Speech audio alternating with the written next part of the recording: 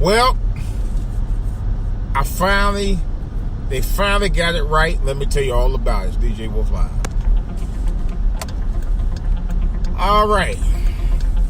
Well, for a minute, I thought my studio would never get ready to come to fruition, and I think my studio is about to get the takeoff. Finally, when I got there today, man, it was right ready. They said it was ready today. I was like, okay, because I was getting ready to call and said, well, what's must go on my package, man? So guy said, we'll be here today. So I finally got it. So I'll be doing some overtime. I still probably be doing. I may do a live broadcast while I'm putting it together anyway. So I'm hoping to have it up. Knowing the way I do things, I mean, it depends on what I'm doing this weekend. Should have it up between now and next week. Be fully operational, hopefully by next week for certain. I actually thought about getting a separate studio for the podcast, and actually that's not really a bad idea because I kind of want my podcast to be a little bit separate, but depends on how often I'm going to be able to do it because I don't do the podcast like I used to, not the live ones, but I kind of do want to do them, start back doing them again. I really do.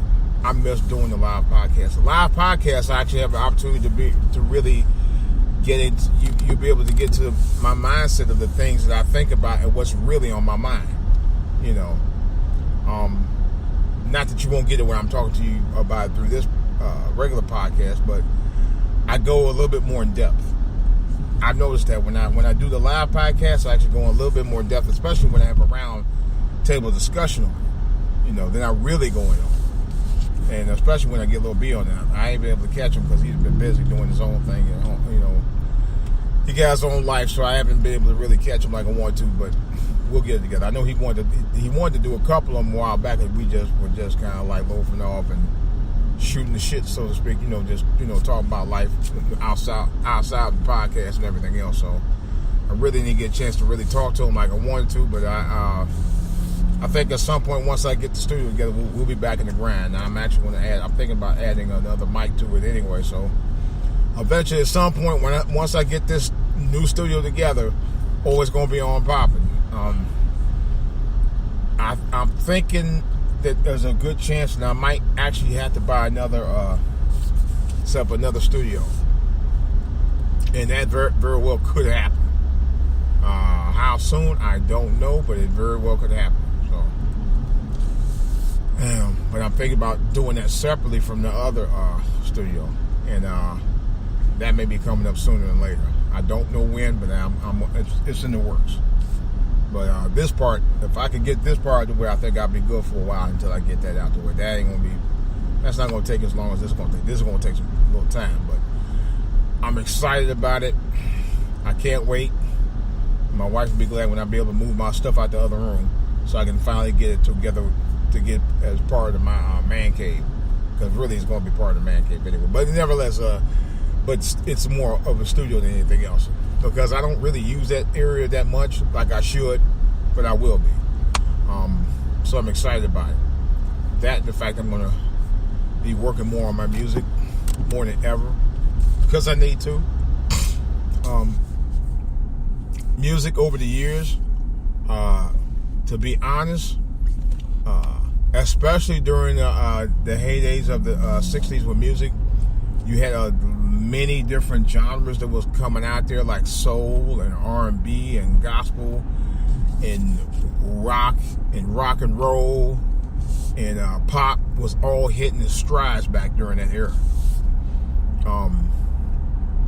And I think it's time for the real music to come back and do just that. Now, don't get me wrong. I'm still going to be doing my digital music along with it, but I'm going to be adding some other things to the elements. And I think it's time that we do. Oh, yeah. And I will be. I really will be. I have every intention of doing that. Music changed things during the 60s. It spoke out to people. You got people to thinking. Music, a lot of times music, when you put the message in the music's in the message. And it actually was telling people, hey, this, that, and the other. And That's my intention. I'm getting ready to go to rehearsal right now with my choirs. I ain't been in months. I'm like, man, where you been, brother? But that's part of the reason why I'm doing it too. I want to be able to work on a genre of different music. Gospel is definitely one of them. My intention, just between you and me, is to actually add a little flavor into gospel that has been heard before, but I want to put it back into it. Not saying that I'm going to do that much of a change, but I'm going to do enough of a change where people say, you know what, this guy is good vibes, whatever, but also great message. It's time. It's time. A lot of the message in the music today, modern music, is not what it used to be anymore. It's really not. It's time we start putting it back into the music. It's time that our kids start hearing something other than a lot of the stuff that they hear in hip-hop. Matter of fact, a lot of kids now are as much into the old school type of music as they are anything else. I found that out to be more and more true. My sister told me her kids love old school music. My son personally, his iPod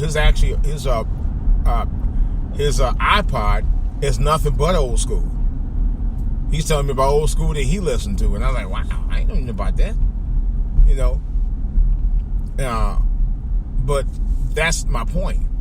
We can grab the attention of the young people if we know how to put it to the right position and the right way of grabbing it. And my suggestion is to bring back some of that type of music with the gospel feel that needs to be invoked into it, to bring them back in, as well.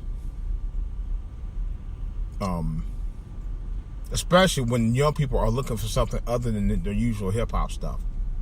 There are a number of young people, many young people aren't really all that enthused about hip hop anymore like they used to. Trust me on that. And this is what I know, not from what I heard. This is what I know from a personal fact. So I'm excited. I can't wait.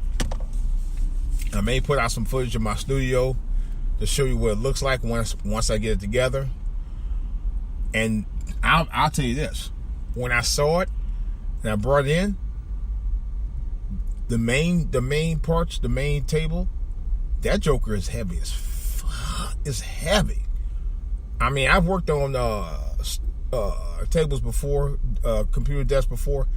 This has got to be the heaviest desk I've ever had, and it feels like a real desk, weight-wise. This is just one part of it. This is not even the rest of it. This is just because it came in 2 packages.